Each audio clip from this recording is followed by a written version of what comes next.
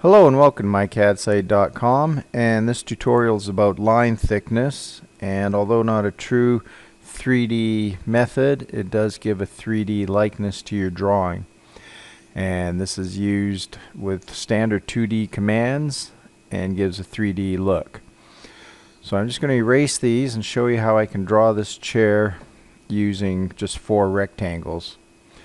And line thickness is a good way to get a 3D look if you're using AutoCAD LT or some other programs that don't have full 3D capabilities. But it's quick and it's easy and almost anyone can do it.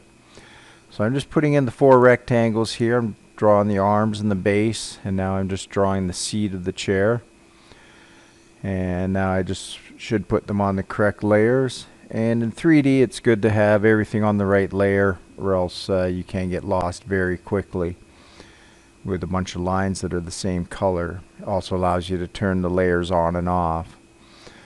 So now that I've got my arm selected, I'm going to go up to the properties icon, and there's a few ways of getting into your properties dialog box, and look for line thickness. It's just called thickness.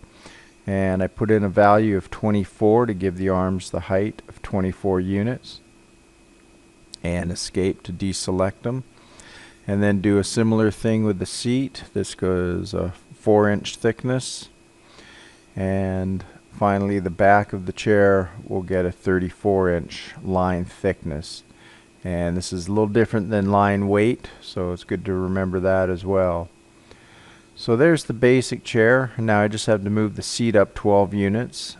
So pick my displacement point, and then from there it's relative 0, 0, 12, meaning 12 units in the positive z-axis.